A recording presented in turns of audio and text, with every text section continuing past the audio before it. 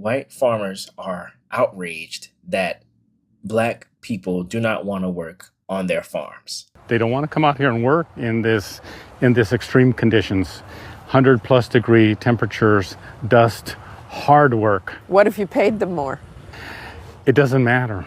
We pay some of the highest wages for farm workers in the nation right here in California, and they won't come out. In California, we grow about 50% of the fruits and vegetables and nuts for the country. And any shortage of food like that is going to impact everybody in the nation, because not only will food be less available, it'll be more expensive. Manuel Cunha Jr. runs the Nice Farmers League, a trade organization representing farmers and farm workers in the Fresno area. He says Trump's promise to deport all undocumented migrants would disrupt the entire country. If you took away my workforce, you wouldn't eat. If you go into the San Joaquin Valley and you start doing what you're saying, it's over. The country will stop. It'll literally stop, because the food system won't move. And like Joe Del Bosque, he insists these undocumented farm workers are not taking jobs that would otherwise go to American citizens. I don't care what you pay them. I don't care if you pay them $26 an hour. It ain't going to happen. They're not going to get up at 4 or 5 in the morning, drive to the field, and pick fruit. All of us farmers have officially fucked around, and we have officially found the fuck out now, guys. I am on the verge of bankruptcy. I'm on the verge of tears. Overnight, all of my help fled. My help, out of fear for their safety, their lives, they fled. And now I am left out here standing in my unharvested carrot field. It is January, and I'm in Kansas, and this is when carrot harvest goes in Kansas. This field should be full of workers, but all my workers left. And who the do you think is to blame for that? Every single one of them left.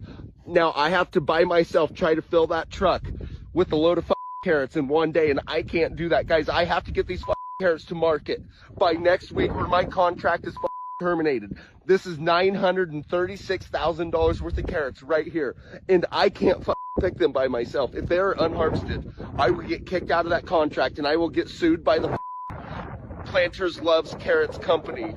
Let's talk about this, because something is not adding up. During his campaign, Trump kept pushing this idea of black jobs. He kept saying immigrants are taking jobs that were meant for black Americans. But if you really break that down, what was he actually saying? Because the assumption behind that argument is wild. It's basically this: deport immigrants and black people will just step in and take those low-paying, labor-intensive jobs. That's the part nobody is saying out loud, but it's clearly what they expected. And now the deportation is happening in certain areas. Reality is hitting different. Farmers are struggling. Labor shortage are growing. Crops are literally at risk of going to waste. Why? Because the people they ought would replace immigrant laborers are not showing up. And honestly, why would they? My name is Faith. Welcome back to my channel. If this is your first time here, I'm glad you followed this channel. Don't forget to like, subscribe, and hit that notification bell so you never miss a conversation like this. As always, credit goes to the original creators for every single clip I used in this episode. Disclaimers: this video is for educational purposes and awareness. It is not meant to hate or discriminate against anyone. Let's see more clips. So immigrants were stealing American jobs up until Americans actually had to do them. So the Trump administration has quietly lowered the price for H-2A visas, so farmers can bring migrant workers back to the country to work on farms. Why, you ask? Because America has spent the last year vilifying immigrants. But the second that labor disappears, the government is like, well, maybe we should think about bringing them back. Because, see, before the election, Americans swore up and down that immigrants were taking these jobs and an American would work on a farm and do this stuff. So where are the Americans at?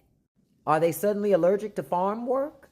Migrants were pushed out, threatened with detention camps, and treated like criminals. So why should they come back just to pick crops? So I'm asking y'all, should migrants come back to work on the farms? Or should they stay away because America made it clear they ain't safe here? The United States needs more immigrants. This is according to Brooke Rollins, the Secretary of Agriculture. Now, a New York Times article covers all of the changes that have occurred under Brooke Rollins' leadership, including allowing farmers to pay H-2A visa applicants up to $7 an hour less than they were previously receiving, and have their housing and any food be deducted from their pay, which is something they weren't allowed to do prior. Now, the U.S. Department of Agriculture has made all of those things legal and feasible for farmers in an attempt to allow them to bring in more H-2A applicants. Multiple studies have shown that Donald Trump's promise that 100% of farm workers would be U.S. citizens, well, it's not happening.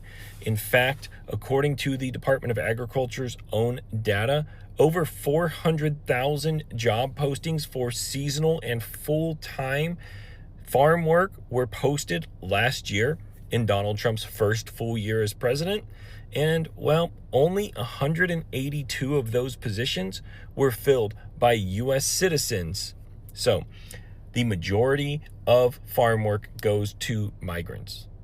And even in the undocumented migrant world, the majority of the workers in the fields are not undocumented.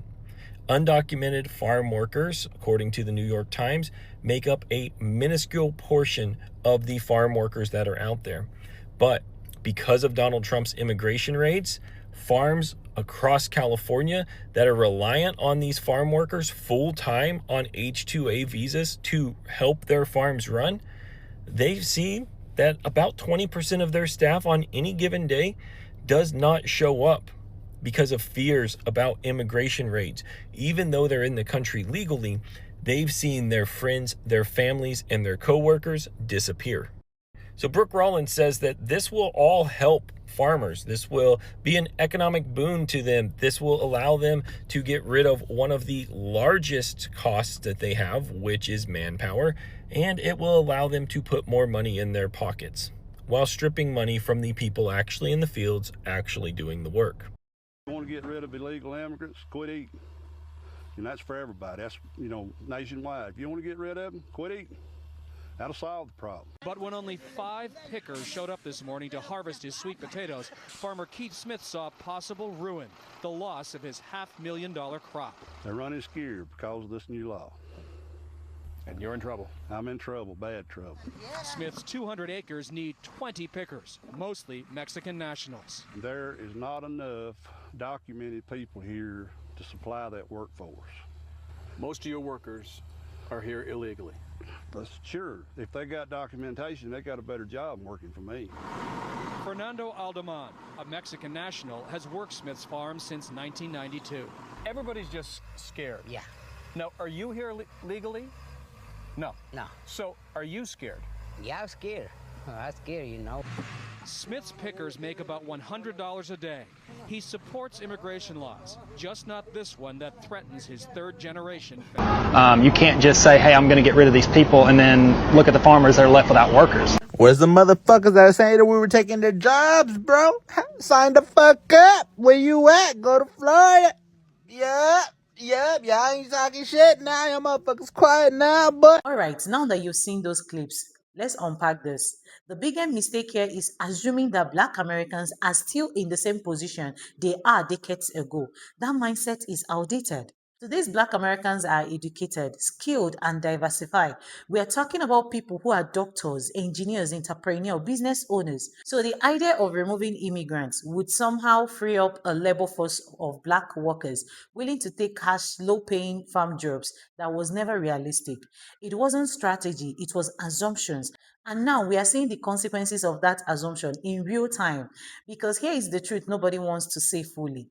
Those jobs was never just about availability. They were about willingness under certain conditions, low wages, long hours, tough environment. And instead of improving those conditions to attract a broader workforce, the expectation was that a specific group would just step in. That didn't happen. Now farmers are stuck. Production is slowing down. And the same people who supported this policy are now dealing with the outcome. That's the irony. And it raises a bigger question. Was this ever really about jobs, or was it about pushing a narrative? That's the irony.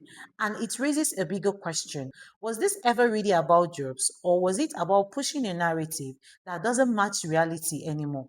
Because if the goal was truly to create opportunities, then the focus should have been on better wages, better condition, and sustainable solution, not assumption rooted in the past. But I want to hear from you. Do you think this is a miscalculation, or do you think people knew this would happen and pushed it away? Drop your thoughts in the comments. And if you want more breakdown like this, real conversation, no filter, make sure you like this video, subscribe to the channel, and turn on notification bell so you never miss the next. See you in my next episode.